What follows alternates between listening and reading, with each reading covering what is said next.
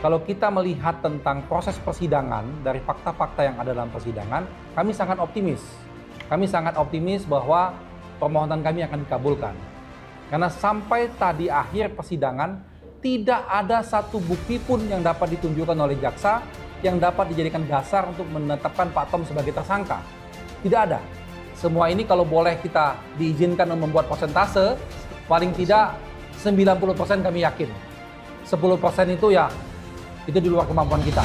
Ya baik, terima kasih kawan-kawan sekalian.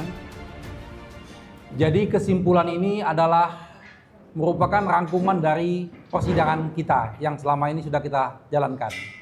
Jadi kemarin kami sudah menyampaikan argumen-argumen dalam permohonan. Nah, dalam argumen-argumen itu didukung oleh bukti-bukti dan ahli-ahli yang kami hadirkan. Sehingga melahirkanlah kesimpulan dalam yang kami sampaikan hari ini. Ada beberapa hal nanti akan dilanjutkan oleh Pak Dodi. Pertama, tentang kaitan dengan administratif. Ya, lembaga peradilan ini berwenang dalam memeriksa perkaranya Pak Tom Lembong ini. Dengan dalil-dalil yang sudah kami jelaskan bahwa lembaga peradilan ini adalah fungsi kontrol untuk tidak terjadinya kesewenang-wenangan, abuse of power. Bagaimana penyidik dalam melaksanakan tugasnya mengikuti aturan yang diatur oleh KUHAP. Nah, lembaga peradilan juga telah berkembang dengan putusan Mahkamah Konstitusi. Kami sampaikan tadi banyak sekali putusan-putusan Mahkamah Konstitusi yang mengembangkan makna dan fungsi dari lembaga peradilan tersebut. Itu sudah kami sampaikan di persidangan. Antara lainnya, kita mempermasalahkan tentang administrasi prosedur. Pertama, kaitan dengan tidak didampinginya Pak Tom sebagai tersangka oleh penasihat hukum yang dipilih sendiri. Dalam persidangan, kawan-kawan mendengar, ada dua ahli yang menjelaskan itu, bahwa kalau tidak didampingin sendiri oleh penasihat hukumnya yang dipilih sendiri, maka batal penetapan tersangkanya. Itu poin pertama. Lalu yang selanjutnya tentang SPDP, ini juga kaitan masih administrasi. SPDP ini sesuai dengan putusan Mahkamah Konstitusi wajib diberitahukan kepada si calon tersangka 7 hari dari waktu yang dikeluarkan sprindiknya. Nah, ini sangat lama sekali, hampir setahun Pak Tom tidak diberitahukan, bahkan dia tahunya setelah dia ditetapkan sebagai tersangka dan dilakukan penahanan. Lalu kaitan lainnya tentang administrasi juga, bahwa dalam proses sprindik tersebut disebutkan tentang periodisasi pemeriksaan importasi gula ini periode 2015 sampai 2023. Inilah yang kami elaborasi dengan ahli, baik itu ahli pidana maupun ahli yang lainnya, menjelaskan bahwa mengenai tempus ini ada dua hal. Satu, bisa merupakan menjadi kesalahan waktu. Tidak bisa orang itu dipidana dengan bukan pada waktu jabatan dia. Satu, itu pemahamannya. Lalu yang kedua, menunjukkan bahwa adanya terjadi peristiwa tebang pilih. Bagaimana penyidikan ini untuk 2015 sampai 2023, tapi jaksa hanya fokus hanya kepada 2015, 2016 kepada Tom Lembongnya. Sehingga selama ini asumsi yang kami sampaikan terbukti dalam persidangan. Bahwa itu bukan asumsi, bahwa jaksa telah tebang pilih hanya mencari menetapkan Tom Lembong tersangka tanpa diikuti oleh bukti-bukti. Jadi buktinya kemudian yang penting orangnya dijadikan tersangka dulu. Itu telah terbukti dalam persidangan. Nah, kaitan dengan substantif, yaitu tentang dua alat bukti dalam persidangan. Dua alat bukti ini nanti kaitan juga dengan tentang surplus gula, tentang bukti-bukti yang konkret yang harus adanya kerugian negara, akan dijelaskan oleh rekan saya Pak Dodi. Terima kasih. Ya, terima kasih. Assalamualaikum warahmatullahi wabarakatuh. Salam sejahtera bagi kita sekalian. Jadi pertama-tama yang harus digarisbawahi bahwa setelah adanya putusan Mahkamah Konstitusi tahun 2014, ya, lahirlah suatu rezim penegakan hukum yang melindungi hak-hak asasi seseorang. Karena dengan ditetapkannya penetapan tersangka sebagai objek pra-peradilan, artinya bahwa ya, negara melindungi seseorang terhadap upaya paksa. Karena penetapan tersangka itu merupakan upaya paksa. Nah, buktinya dengan Pak Tom Lembong ditetapkan sebagai tersangka, dia langsung ditahan. Nah, lalu bagaimana mekanisme perlindungannya? Nah, ada dua hal. Satu adalah Mahkamah Konstitusi menetapkan bahwa seseorang hanya boleh ditetapkan tersangka setelah didahului adanya pemeriksaan calon tersangka. Nah, kalau kita melihat di dalam kitab KUHAP, nggak ada istilah calon tersangka. Tapi dihubungkan dengan kewajiban menyerahkan SPDP, dihubungkan dengan kewajiban penyerahan SPDP, itu adalah petunjuk atau bisa diartikan bahwa seseorang ya setelah menerima SPDP dia adalah merupakan calon tersangka. Itu bedanya. Semua saksi-saksi tidak ada yang terima SPDP. Tidak ada. Nah, SPDP itu kan surat perintah dilakukannya penyidikan. Sehingga yang membedakan saksi dengan calon tersangka itu adalah seseorang yang menerima surat perintah dilakukannya penyidikan. Oleh karena itu di dalam pengadilan pra-peradilan ya tidak diberikannya surat perintah dilakukan penyidikan SPDP itu dijadikan alasan untuk membatalkan penetapan tersangka. Ya, pengadilan pra-peradilan pernah memutuskan ya bahwa penetapan tersangka tidak sah karena tidak menerima SPDP. Ya.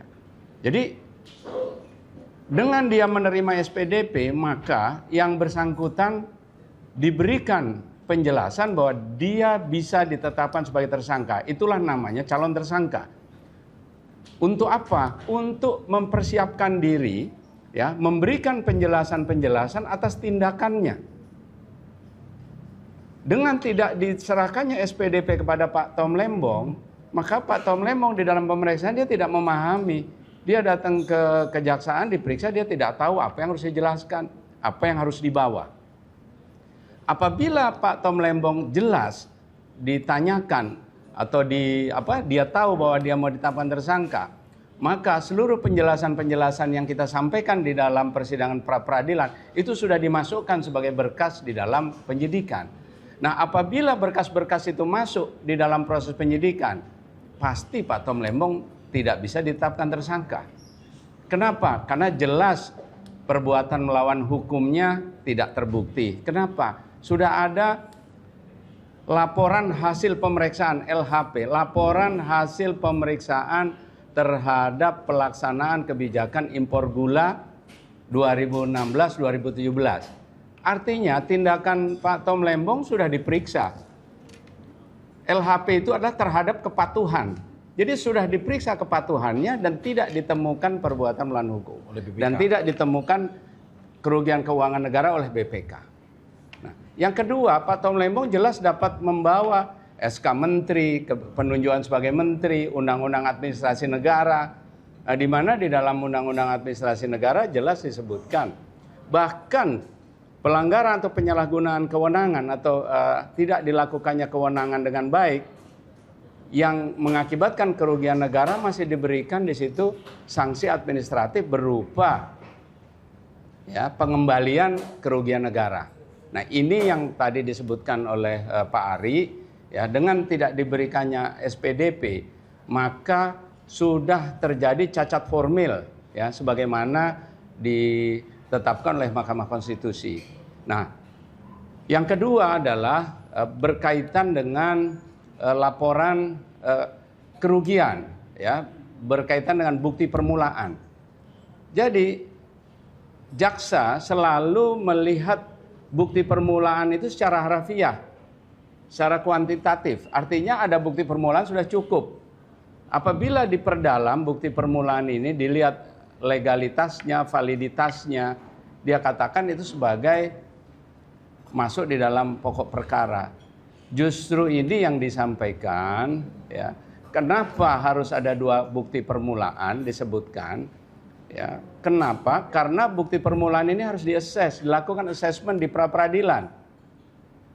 Kalau tidak perlu pra-peradilan, tidak perlu dilakukan assessment, nggak perlu pra-peradilan. Nah, berdasarkan assessment di pra-peradilan, didapat informasi ya, didapat kenyataan fakta bahwa bukti-bukti yang disampaikan oleh jaksa atau yang dijadikan dasar untuk penetapan tersangka, salah satunya LHP dari BPKP itu bukan LHP BPKP, tapi surat tugas, ya, hasil pertemuan expose.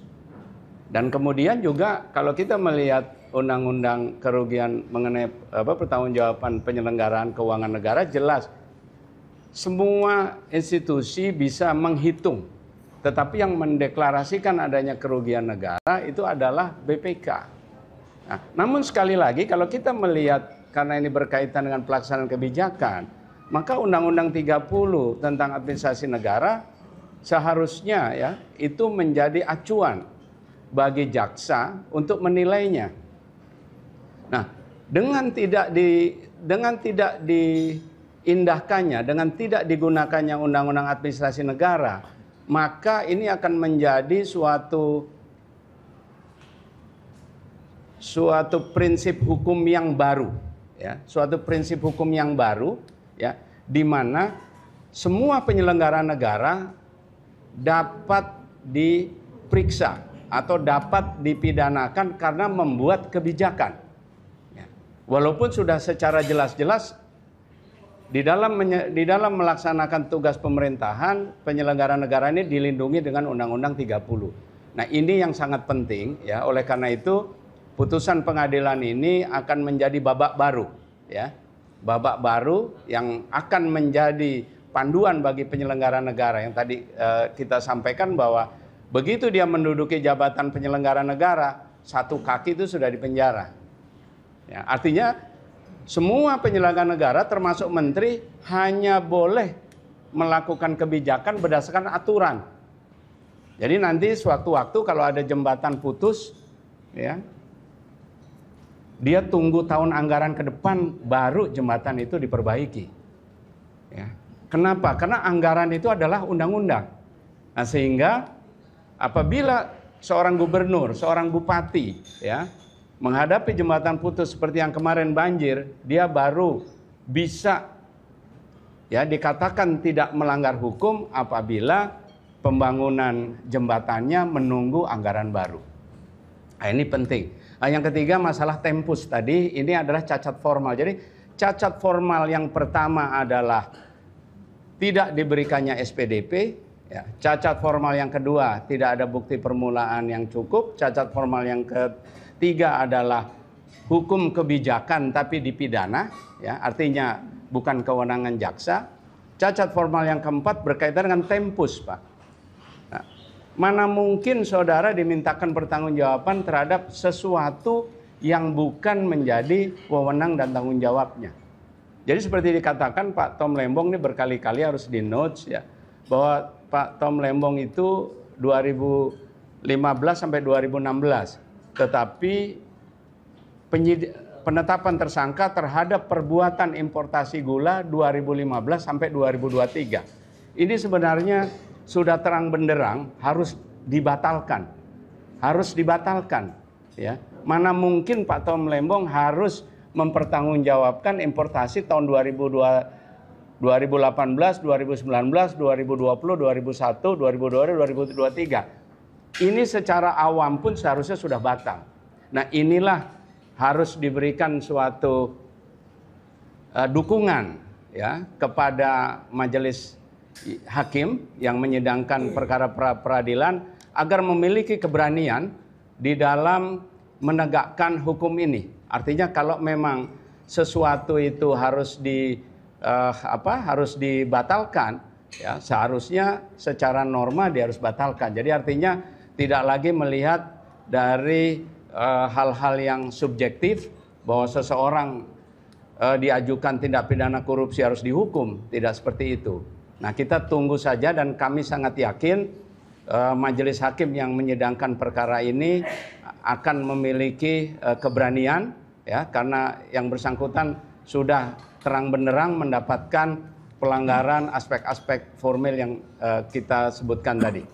Demikian, mudah-mudahan Allah Subhanahu wa taala memberikan petunjuknya karena keputusan ini akan sangat penting bagi masa depan penyelenggaraan negara Indonesia di kemudian hari. Ya, memang kalau secara aturannya pra peradilan ini sudah final, ya. secara final. Jadi memang keputusan pra peradilan ini kita tunggukan betul-betul dari tingkat pertama ini, karena ini kaitan dengan formil administrasi. Tapi kalau kita melihat tentang proses persidangan dari fakta-fakta yang ada dalam persidangan, kami sangat optimis. Kami sangat optimis bahwa permohonan kami akan dikabulkan. Karena sampai tadi akhir persidangan, tidak ada satu bukti pun yang dapat ditunjukkan oleh jaksa yang dapat dijadikan dasar untuk menetapkan Pak Tom sebagai tersangka. Tidak ada. Jadi baik itu saksi apapun yang ada kaitan langsung ke Pak Tom. Apalagi dalam sesuai dengan keterangan dari beberapa ahli, bahkan ahli BPKP yang mereka hadirkan sendiri, mengatakan bahwa kerugian negara itu merupakan hal yang pokok dalam perkara korupsi, terutama pasal 2 dan pasal 3. Jadi sampai saat ini mereka belum menemukan adanya audit kerugian negara, baru asumsi, ya. Itu juga tadi dalam kesimpulan mereka katakan belum ada. Bagaimana orang bisa dijadikan tersangka dengan perkara korupsi. Sehingga kami masih optimis bahwa permohonan kami akan dikabulkan. Iya. Jadi tentunya kalau permohonan ini ditolak, kita akan lihat apa alasan hukum penolakan tersebut. Ya, contoh apabila ada alasan penolakan bahwa sudah ada bukti kerugian negara berupa laporan hasil perhitungan BPKP, tentunya kami akan mempelajari dan akan mempersiapkan langkah-langkah hukum jika memang di dalam penerbitan laporan hasil pemeriksaan kerugian negara oleh BPK tersebut terhadap cacat administratif, tentunya ada lembaga yang namanya Pengadilan Tata Usaha Negara yang bisa digunakan untuk menguji apakah laporan yang diterbitkan oleh BPKP tersebut sudah sesuai dengan asas-asas umum pemerintahan yang baik. Karena sebagaimana sudah disebutkan bahwa satu-satunya yang bisa mendeklarasi adalah BPK. Nah, apabila ada institusi lain yang mendeklarasi, maka tindakan tersebut ya melanggar asas kepastian hukum, dan Pengadilan Tata Usaha Negara memiliki kewenangan untuk membatalkan LHP BPK tersebut. Nah, oleh karena itu kita akan melihat ya apa alasan hukum jika Ibu sampaikan tadi ya, jika pra peradilan ini ditolak ya, tapi itu adalah sesuatu yang kita reserve ya. Nah, namun demikian tadi Pak Ari masih optimis ya bahwa pra peradilan ini akan diterima. Terima kasih. Kalau kawan-kawan hadir di persidangan kemarin pasti ingat ketika pihak kejaksaan dalam hal ini penyidik menyerahkan bukti tertulis itu kepada hakim dan kepada kami, mereka mengatakan bahwa keterangan tertulis ini merupakan satu kesatuan yang tidak terpisahkan dari keterangan yang disampaikan di persidangan. Dan itu artinya keterangan yang lisan maupun keterangan tertulis itu di bawah sumpah. Itu satu kesatuan. Itu yang ngomong jaksa, ya. Jadi kalau setelah itu mereka meralat bahwa oh ini hanya poin-poinnya saja, itu nggak bisa, karena dia sudah sampaikan ini satu kesatuan. Nah, begitu sudah resmi diterima oleh hakim dan oleh pihak kami, muncullah permasalahan tersebut. Jadi, karena ini kaitan dengan keterangan ahli yang menjelaskan berdasarkan keahliannya dan integritasnya sebagai ahli, ini merupakan hal penting menurut kami untuk dipermasalahkan. Oleh karena kemarin ketika kami tanyakan, mereka tidak ada yang mengakui siapa yang mencontek siapa dalam keterangan tertulis tersebut, maka dengan terpaksa kami melaporkan ini kepada pihak kepolisian supaya ini diproses. Ini menjadi pembelajaran bagi kita semua. Memang dalam kasusnya Tom Lembong ini banyak hal yang menjadikan pembelajaran tentunya. Banyak hal-hal yang selama ini kita anggap biasa saja, ternyata ada hal yang tidak beres dalam hal ini. Misalnya tentang kehadiran ahli. Ahli itu baik itu dari pihak kami maupun dari pihak jaksa seharusnya betul-betul orang yang memiliki pengetahuan dan integritas. Sehingga ketika dia memberi keterangan itu sesuai dengan keilmuannya, bukan sesuai dengan pesanannya, tapi betul-betul sesuai dengan keilmuannya. Dan ahli betul-betul dalam pihak posisi yang objektif. Jadi kalau kemarin ahli yang hadir adalah tenaga ahlinya Jaksa Agung, Profesor Ibnu itu kan sudah tidak lagi ada objektivitasnya, ada konflik kepentingan di sana. Nah, hal-hal ini yang selama ini selalu diabaikan dalam proses peradilan. Dalam pembelajaran dalam kasusnya Tom Lembong, kita ingin memperbaiki itu. Nah, mungkin ini juga peranan Pak Tom Lembong, terkena kasus ini, dia banyak membantu juga dalam pembenahan dalam proses kita di peradilan itu. Seperti itu. Selalu kita katakan, Pak Tom Lembong ini boleh dikatakan gimana ya? Naif lah mungkin bisa juga dikatakan gitu. Karena beliau merasa dia tidak ada yang perlu ditutupin, tidak ada masalah dalam proses itu. Jadi dia tidak perlu menganggap hal ini penting membawa penasihat hukum. Jadi dia datang sendiri dengan itikat baiknya, dengan prasangka baiknya, dia terangkan semampunya dia, sepengetahuan dia. Karena dia pikir memang tidak ada masalah. Gitu. Nah tetapi hal-hal yang ini yang tidak dianggap sebagai itikat baik oleh kawan-kawan di penyidik. Malah di kondisi ini dipermainkan sedemikian rupa, dimanfaatkan untuk membuat Tom Lembong menjadi pesakitan. Kita lihat peristiwa tanggal 29 Oktober, bagaimana semua media-media diundang ke dalam untuk menyorot Tom Lembong dipakaikan baju tahanan dan diborgol tanpa diberi kesempatan untuk ngomong. Ini kan ada maksud apa? Pembunuhan karakter di sana. Inilah yang tidak disadari oleh seorang Tom Lembong. Ya, itu pertanyaan pertama. Yang kedua, untuk yang pertama, tadinya kami juga menduga begitu. Ketika Jaksa Agung menjelaskan itu di Komisi 3 secara resmi bahwa ini tidak ada politisasi, bahwa ini sudah melalui tahapan, kami juga menduga, wah jangan-jangan benar nih, ini sesuai dengan tahapan-tahapannya. Makanya itu kami sangat menunggu proses pra-peradilan ini. Ketika pada waktunya pemeriksaan bukti-bukti, di sanalah bisa kelihatan apakah betul yang disampaikan oleh Jaksa Agung.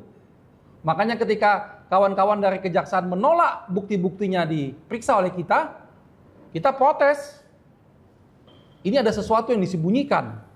Nah, ternyata setelah hakim mengizinkan kami memeriksa bukti-bukti, terdapatlah peristiwa bahwa omongan Pak Jaksa Agung itu tidak tepat. Paling tidak dia tidak selaras dengan bawahannya. Tahapan-tahapannya tidak benar. Ya, dikatakan tahapan-tahapan. Kami bisa buktikan, ini bukan opini, tapi fakta persidangan. Misalnya, ketika proses menetapkan sebagai tersangka, belum adanya kerugian negara, baru mau dicari buktinya. Tahapan-tahapan menetapkan orang sebagai tersangka, adanya perbuatan melawan hukum, adanya niat jahat, mensrea, itu belum ada. Di persidangan kemarin sama sekali tidak ada. Yang hanya dikatakan adanya kebijakan yang keliru. Itu yang dikatakan selalu. Mungkin kalau saya salah bisa dikonfirmasi oleh kawan-kawan ke pihak kejaksaan. Adakah mereka pernah mengatakan apa mensreanya, apa perbuatan melawan hukumnya, bagaimana kerugian negara? Itu adalah unsur-unsur pokok yang harus di awal-awal dibuktikan terhadap unsur pasal 2 dan pasal 3 Undang-Undang Tipikor. Inilah yang selama persidangan tidak kita ketemukan. Nah, sehingga ketika hampir semua fraksi mempertanyakan ini kepada Kejaksaan Agung, itu merupakan cerminan dari aspirasi masyarakat. Kita ini sudah waktunya berbenah diri. Proses penegakan hukum harus kita hargai, harus kita hormati ketika mereka itu benar dalam proses penegakan hukum. Tetapi kalau proses penegakan hukum yang dilakukan oleh aparat yang berwenang tapi melanggar aturan hukum, apakah kita harus hormati? Apakah kita terus-menerus harus diam? Saya sampaikan tadi dalam persidangan, peristiwa kriminalisasi ini, ingat, tidak hanya untuk Pak Tom Lembong, akan bisa terjadi kalau kita diamkan, kena kita semua. Baik itu kepada hakimnya bisa kena suatu saat, baik itu kepada jaksanya. Ingat ya, jaksanya pun bisa kena. Apakah itu jaksa penyidik, apakah itu jaksa agung, suatu saat bisa berbalik proses kriminalisasi. Apalagi kepada kita semua masyarakat awam yang tidak punya daya upaya, yang tidak punya kekuasaan. Suatu saat kita akan dikriminalisasi. Kenapa kita bisa hidup bebas? Karena ada hukum yang melindungi kita. Adanya kepastian hukum yang harus kita tegakkan. Makanya kita bebas untuk beropini, bebas untuk ngomong. Karena ada hukum di sana. Tapi ketika itu sudah diberangus, membahayakan bagi kita semua. Saya akan menambahkan untuk Mbak Santi. Tadi kan Pak Ari Dewa sudah menyampaikan mengenai masalah tempus deliktinya. Itu kan waktu kejadiannya kan 2015 sampai 2023. Kalau memang tidak politis, seharusnya semua menteri itu diperiksa. Sebelum Tom Lembong ada Pak Gobel, setelahnya ada Ignatius Torikito, ada Agus Pramono, ada Agus Pramanto, terus ada Lutfi dan ada Zulkifli Hasan. Kalau memang itu tidak politis, sebenarnya dari awal itu diperiksa semuanya dulu, nanti baru ditetapkan sebagai tersangka. Bahkan di dalam proses persidangan pun mengenai masalah bukti yang disiapkan oleh jaksa hanya untuk periodisasi 2015 sampai 2016. Sementara untuk yang ini tidak diberikan oleh BPKP yang dianggap selama ini di kejaksaan untuk bisa membantu mengungkap terhadap proses yang terkait dengan importasi gula. Kalau itu hanya satu saja, berarti memang sejak awal sudah dibidik. Hal ini seharusnya tidak diperbolehkan dalam negara hukum. Kalau memang seprindik tahun 2015 sampai tahun 2023, maka semua menteri harus diperiksa terlebih dahulu. Baru nanti ditentukan siapa sebenarnya melanggar kebijakan tersebut yang bisa dikatakan sebagai tindak pidana. Dari persidangan ini kelihatan kalau kerugian itu bentuknya baru awal, itu jaksa ini sudah punya kewenangan menetapkan tersangka, jadi dia nggak perlu final. Itu yang menurut dia. Nah ini bahaya buat kita tentunya. Peradilan ini tentu jadi batu loncatan ke depannya. Bagaimana pemeriksaan oleh penegak hukum ini? Apakah kerugian itu sudah ada dulu atau belum? Dengan konsekuensi kalau dia belum ada, maka setiap orang pun bisa akan jadi tersangka nanti. Dengan cukup terkirani oleh si penegak hukum ada kerugian, sudah cukup itu jadi tetap tersangka. Nah ini putusan ini tentu kalau memang ini dikabulkan, itu memberikan kepastian hukum pada kita semua sebenarnya, termasuk para pejabat-pejabat itu. Ya. Sehingga apa yang mereka lakukan itu ada kepastian, ya. Ada jaminan kepastian tindakan. Karena sebelum ada perhitungan yang nyata tentang kerugian keuangan negara, maka seorang tidak dapat ditetapkan sebagai tersangka. Nah itu mungkin ini taruhannya ke depan ini keputusan besok. Jadi menghitung ya, jadi memang kalau dilihat di situ ketentuannya adalah menghitung. Jadi siapapun setelah putusan Mahkamah Konstitusi itu, termasuk auditor profesional bisa menghitung. Tetapi untuk mendeklarasikan sebagai kerugian negara itu semuanya harus melalui BPK. Ya, menghitung ya. Ya. Nah, apabila di dalam persidangan tadi yang disebutkan, ya, itu sudah menjadi kewenangan hakim. Dia menghitung, kemudian hakim yang memutuskan. Ya. Tetapi apabila ini masih dalam proses penetapan tersangka, langkah-langkah formal yang harus diikuti hukum acaranya adalah hukum acara penetapan tersangka. Nah, yang tadi dikatakan penuntut umum, ya, jaksa dari jaksa penyidik menyatakan bahwa tidak ada putusan pengadilan yang menganulir audit BPK. Ya karena itu mengikuti hukum acara proses pengadilan tersangka. Berbeda jauh. Ya. Karena bukti-bukti lainnya kan kita tidak tahu ya. Nah, jadi harus diketahui bahwa hukum acara pemeriksaan terdakwa dengan hukum acara pemeriksaan penetapan tersangka itu berbeda. Ya, jadi itu tidak bisa dibandingkan. Ya, jadi ketentuan mengenai perhitungan kerugian negara itu boleh dilakukan oleh siapapun yang ditentukan oleh Mahkamah Konstitusi, tetapi yang mendeklarasikan kerugian negara hanya Badan Pemeriksa Keuangan. Nah, berkaitan dengan implementasi perhitungan BPK di dalam sidang pemeriksaan terdakwa itu hukum acara yang berbeda. Ya, saya tambahkan dikit ya. Walaupun seperti tadi sudah dijelaskan oleh Pak Dodi, tapi dalam persidangan kita ini hitungan dari siapapun nggak ada. Itu masalahnya. Mau itu hitungan dari katakanlah auditor atau siapa yang swasta atau sekalipun bagaimanapun, dalam persidangan ini tidak ditunjukkan. Sehingga muncul angka 400 miliar itu dari mana? Itu pertanyaannya. Angka itu dari mana? Angka itu simsalabim. Lalu yang kedua, ini ahli yang mengatakan, apa urgensinya menjadikan Tom Lembong sebagai tersangka dan ditahan? Coba jelaskan apa urgensinya. Apakah saat ini dengan menjadikan Tom Lembong sebagai tersangka kita menjadi terselamatkan? Apakah dengan Tom Lembong tidak sempat jadikan tersangka lalu ditahan, lalu akan menjadi sesuatu hal yang betul-betul membuat goncangan di bangsa ini? Tidak ada. Sama sekali tidak ada. Ingat, peristiwa ini peristiwa 9 tahun yang lalu, dan tadi sudah disampaikan oleh rekan saya Pak Sugito, ada 6 menteri di sana. Kenapa harus Tom Lembong? Jadi kalau tadi balik ke pertanyaan Santi tentang politisasi, ini bisa terjawab. Kalau katakan tidak politisasi, jawab dong. Kenapa menteri lain tidak diperiksa? Jawab dong. Kenapa harus Tom Lembong dijadikan tersangka segera? Jawab dong. Kenapa kerugian negara belum ada yang menghitung kok langsung dijadikan tersangka? Ada urgensi apa? Gitu saya kira.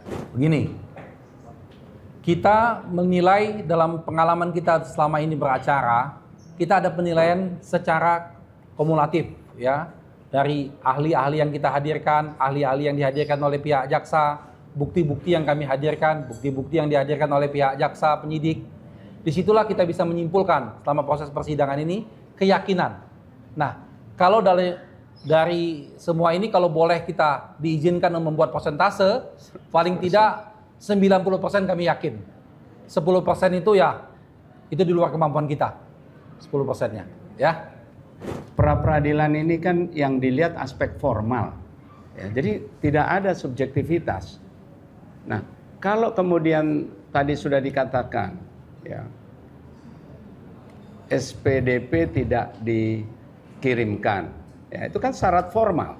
Ya, syarat formal. Seseorang diperiksa sebagai calon tersangka. Ya, tandanya apa? SPDP sudah disampaikan. Itu tidak dilakukan. Yang kedua, bukti permulaan yang ada relevansinya. Tadi Pak Ari sudah menyatakan bahwa tidak ada laporan kerugian negara yang disampaikan. Nah, yang ketiga, sudah terlihat ya, tempusnya udah salah ya. Tempusnya udah salah. Pak Tom Lembong jadi menteri sampai 2017. Tempusnya sampai 2023. Ya, itu nggak perlu diperlihatkan lagi. Ahli yang dia sampaikan, ahli administrasi negara sudah menyampaikan bahwa diperiksa oleh APIP, diperiksa berdasarkan Undang-Undang 30. Jadi semua sebenarnya sudah terang benderang. Jadi kalau melihat dari penglihatan secara formal, seharusnya tidak ada pertimbangan lain bahwa pra-peradilan yang diajukan oleh Pak Tom Lembong ini untuk diterima ya, untuk ditolak ya. Tidak ada alasan untuk ditolak karena saya tidak melihat itu tadi tempusnya salah ya. Alat bukti permulaannya yang bersesuaian yang dikatakan tadi, laporannya pun nggak ada menurut Pak Ari. Lalu apa yang dijadikan bukti permulaan? Yang ketiga, undang-undangnya ahlinya menyatakan administrasi negara. Ya. Diperiksa sebagai calon tersangka, SPDP-nya belum dikirimkan. Jadi sebenarnya dari semua itu kami tidak melihat ada alasan untuk menolak permohonan pra-peradilan. Ya. Jadi berapa persen katanya Pak? Ya kalau nggak ada alasan, ya, karena putusan pengadilan itu sepenuhnya menjadi otoriti daripada hakim. Ya, yang bisa menilai itu hanya hakim sendiri. Tapi statistikal tadi dari Pak Ari 90% lebih. Ya, dari parameter, coba ada nggak alasan yang bisa menolak pra-peradilan? Nggak ada. Nah, jadi itulah jawabannya. Terima kasih. Baik, cukup ya teman-teman ya. Cukup. Tadi sebenarnya pertanyaan closing statement saya itu Pak, tapi ternyata udah keduluan Oke. teman-teman hukum online. Mungkin sekali lagi apa himbauan atau harapan untuk besok Pak? Ya, kita sama-sama berharap dan berdoa untuk semua karena ini menjadi perhatian publik. Kita mengharapkan peristiwa Tom Lembong ini betul-betul menjadi membawa hikmah bagi kita semua bahwa ada perbaikan dalam proses penegakan hukum. Ke depan dengan pemerintahan yang baru ini kita harapkan tidak ada lagi tuh proses kriminalisasi, proses tebang pilih dan rekayasa-rekayasa itu. Harapan kita hukum kita bisa tegak dan kita semua mendapatkan kepastian hukum dan kita bernegara dengan baik. Terima kasih. Ya, ini bukan persoalan antara Pak Tom Lembong dengan kejaksaan, tetapi ini adalah persoalan kepastian hukum dengan sistem penegakan hukum di Indonesia. Nah, kita lihat apakah sistem penegakan hukum di Indonesia yang dikatakan oleh Jaksa Agung, ya, yang dijadikan tujuan oleh founding father kita untuk memberikan kepastian hukum bagi terlaksananya kehidupan yang baik, itu bisa dimenangkan. Besok kita lihat jawabannya. Terima kasih. Wassalamualaikum warahmatullahi wabarakatuh. Salam sejahtera bagi kita sekalian.